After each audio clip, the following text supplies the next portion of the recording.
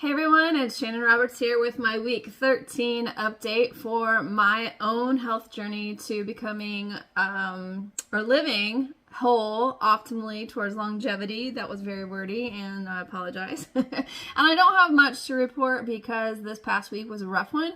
I had a stomach bug that lasted the majority of the week and I felt like started to kind of set in over the weekend with just horrendous fatigue.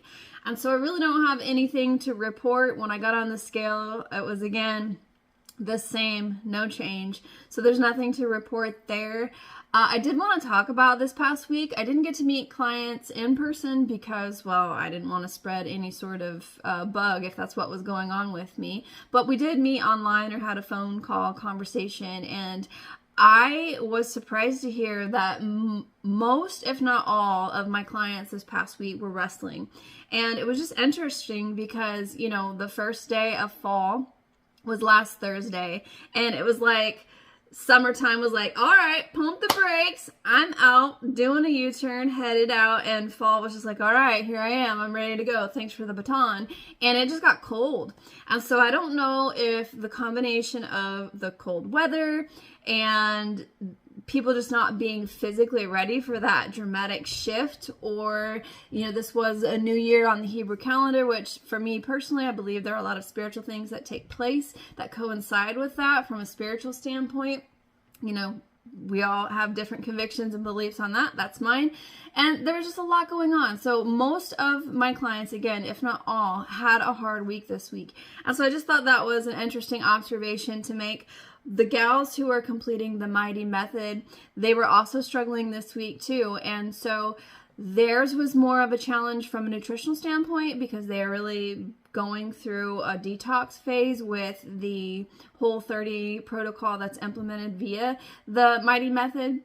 And so I wanted to kind of talk about that a little bit with those who are following along on this journey, because I experienced these things as well.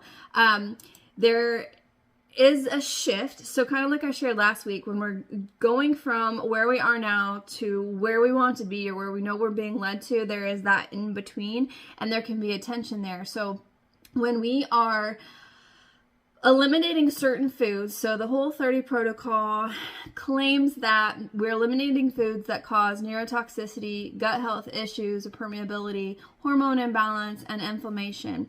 And so when we remove those things from our diet, like sugar and dairy and alcohol and gluten and certain grains and soy and other types of proteins, then we would expect, if their theory is correct, that these certain foods cause neurotoxicity and gut health issues, hormonal imbalance, and inflammation, for our bodies to have a response.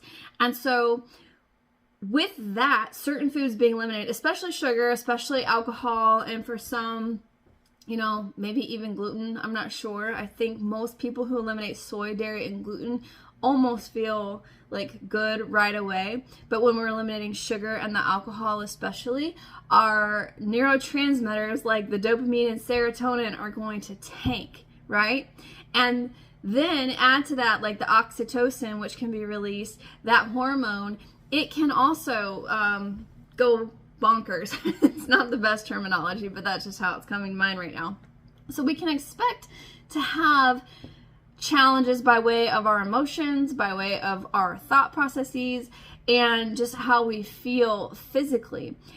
Now, does it have to be that way? No, it doesn't. I want to encourage you, if you're going through your own journey and you're experiencing detox, there are two things that I would suggest. Well, three things. One, prayer. You know, we can always ask the Lord, as I transition from where I am and where I believe you're leading me to, will you help my dopamine levels to be optimal? Will you help my serotonin levels to be optimal? Will you cause my oxytocin, you know, so cover the neurotransmitters, cover the hormones.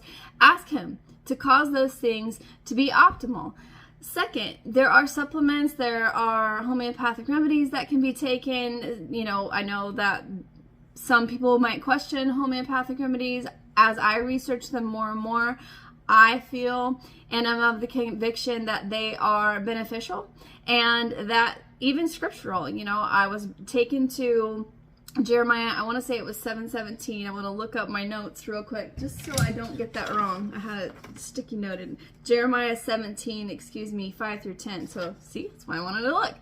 And it talks about, and this isn't the only place in the Bible where it talks about, but the leaves will be healing and the fruit provide for others. And so it is, it's kind of like taking different compounds from plants or proteins and minerals and creating remedies that are intended to bring relief of certain symptoms to the body as you're experiencing certain ailments or just different things going on.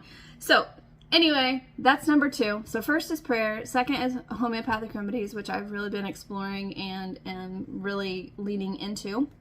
And then third, you can do things to help with the serotonin and with the dopamine and the oxytocin. So like, get out and get into the sunshine, go for a walk, get fresh air, make sure you're staying hydrated, do things that are fun, laugh, hug.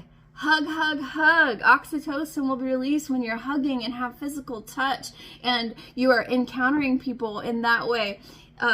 Make sure people want to be hugged and there it's a mutual agreement and exchange. Don't just go hugging people.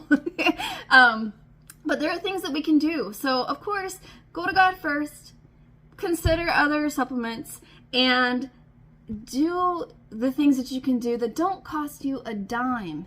And go into the sunshine, go for a walk, breathe fresh air, be creative, all those good things to help with that transition of where you are to where you're being led, and to alleviate some of those neurotransmitter and hormonal challenges that can arise as you're making that transition. So that's all I wanted to share this week. I didn't want to get too far into the weeds on that, but again, I really have nothing to report because I had a stomach bug this past week, but I did want to share with you ways to transition in your own life if you are going on a journey into just being purified and having things purged and just really coming into a very healthy place in spirit, soul, and body for your life.